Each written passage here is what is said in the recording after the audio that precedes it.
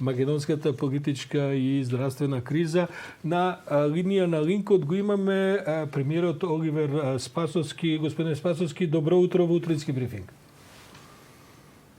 Добро утро, благодарам на поканата. Се надам дека и се обидуваме тоа да го правиме на дистанца со сите респектирање на условите на кои ги наметнува криза, па затоа не сте во студиото, туку сте на линк во владата. Господин Спасовски, на Facebook објавивте дека што се однесува до владата, таа тема односно изборите се завршена тема за владата, бидејќи датумот за изборите е завршена тема за владата, велите неодговорно е државата да ја оставиме без парламент, со преводна влада и со опозиција која е настроена деструктивно и само гледа да заработи некаков политички поен, ве цитирам цело време, на сметка на кризата и на ризиците на кои се изложени граѓаните. Напишавте на Facebook. Како сега гледате нови статус после овие најнови, да кажем, моменти во кои што ВМРО ДПМН преку председателот Мицкоски сепак предлага средина на јули за изведување на изборите? Па јас не знам навистина кога ВМРО ДПМН сака да оди на избори. Јас потполно стојам на тој став дека владата во однос на изборите имаше јасна позиција и има таа позиција дека по завршувањето на воредната состојба, согласно уредбата, согласно уставот, согласно законите, после 22 дена треба да се одржат изборите. Денот на изборите е 5 јули.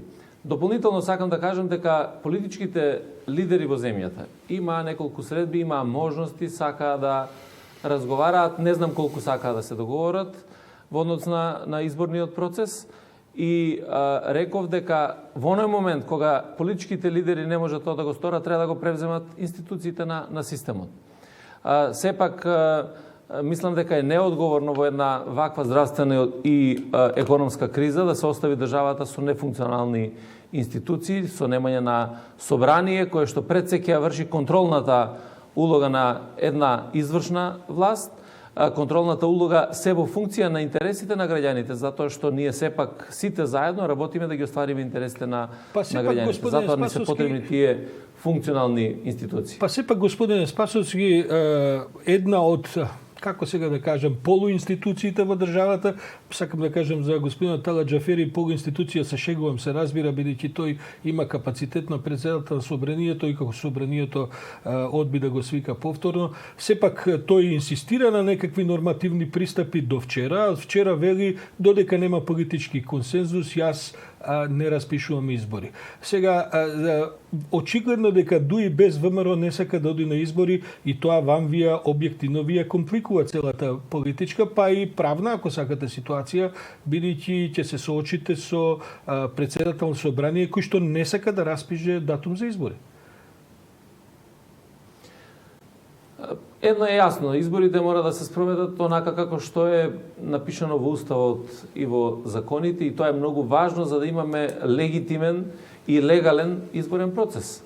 Ако изборниот процес заврши онака како што е предвидено во уставот, а тоа е 60 дена за одржување на вонредни парламентарни избори, тогаш мораме да ги почитуваме тие одредби и на основа на тоа изборите да се одржат 22 дена нели после завршувањето на вонредната состојба. Така да не остава простор многу носител на било кој од политичките функции да го интерпретира уставот или да постапува врз основа на некакви политички договори. Јас од самиот старт кажував и сега тоа го потврдувам. Политичките лидери можат да постигнат договор кој што ќе е во согласност со уставот и со законите.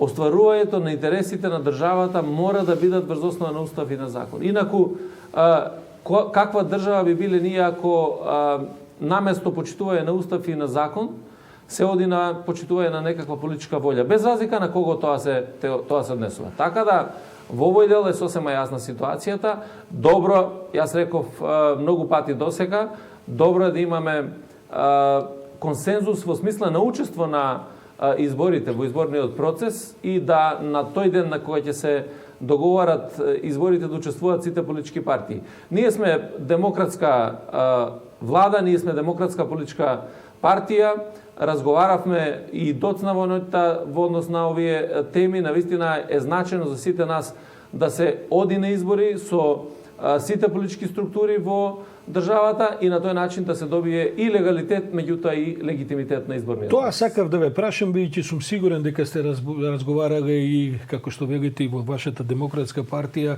до доцна во ноќта. Може ли да очекуваме денеска став на СДСМ по повод оваа најнова тура и по повод особено обраќањето на господинот Мицкоски до нацијата вчера? Може ли денеска да очекуваме став од вашата партија во однос на тие предлози што беа направени, а именно сега се нуди 15 јули, иако да бидам искрени, јас сум еден од оние кои не разбираат што е разликата помеѓу 8 јули и 15 јули, што се добива, но сепак ќе има ли денеска став од вашата партија?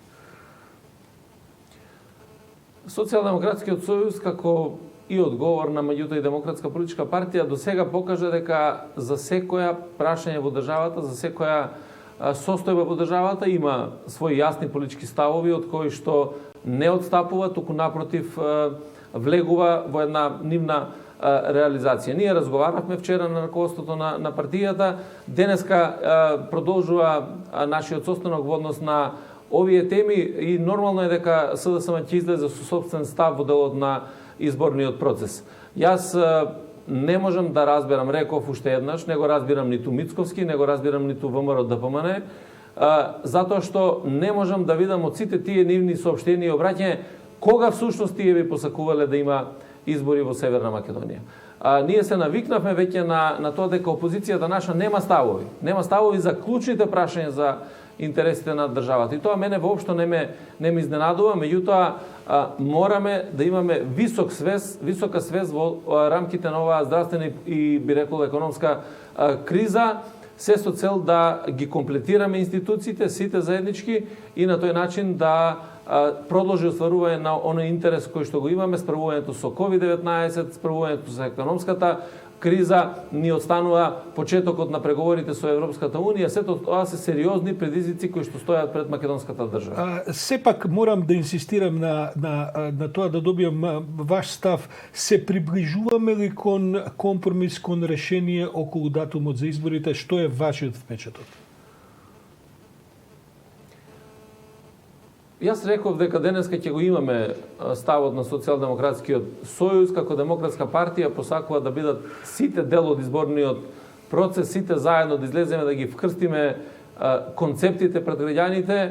Ние сме убедени дека концептот кој што представува визија јасна за напредокот на Северна Македонија, концепт кој што покажува храброст во реализација на таквата една визија, концепт кој што нуди сигурност и известност на граѓаните, ќе ја добие таа политичка битка. Важно е да тој демократски капацитет остане во фокусот на вниманието на сите политички субјекти. Добро, јас не сакам да ве толкувам, но забележувам известно приближување кон компромис и од овој ваш став, ако можам да бидам слободен да го протолкувам. Меѓутоа, завршувањето на воредната состојба нема само импликации врз изборниот процес. Има меѓу другото се појави импликации околу дилемата важат или не важат донесените закони за време, значи одлуки со законска сила за време на воредната состојба и откако таа ќе заврши во оние области во кои што тие закони имаат продолжено дејство. Гледаме дека веќе се јавуваат разногласија. Како е вашиот и ставот на владата по ова прашање?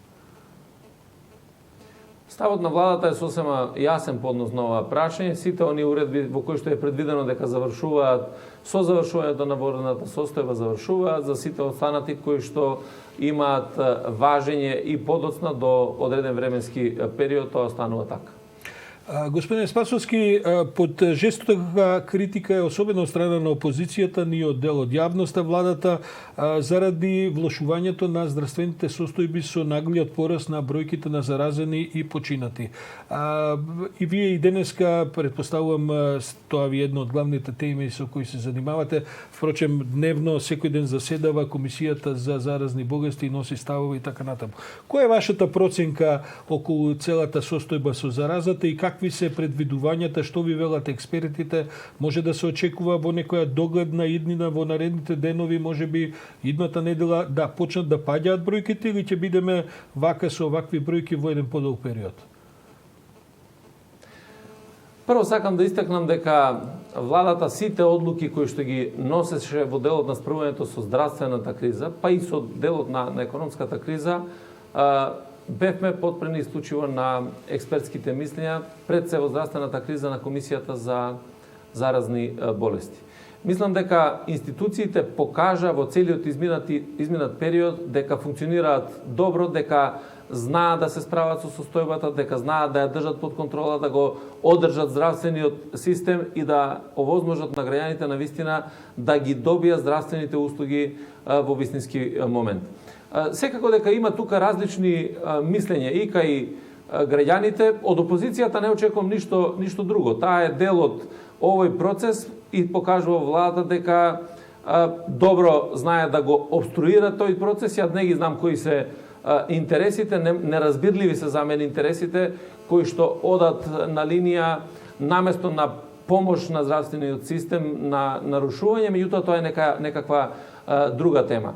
Секако дека во јавноста имате мислење, односно најголемиот дел од граѓаните кои што ги почитува и ги почитуваат сите мерки кои што беа утврдени од страна на владата и Комисијата за заразни болести. Јас сакам уште еднаш сега да им изразам благодарност и признание на сите оние граѓани кои што многу одговорно се однесуваат целиот овој период на оваа здравствена криза и кои што впрочем помогнаа состојбата да се нормализира.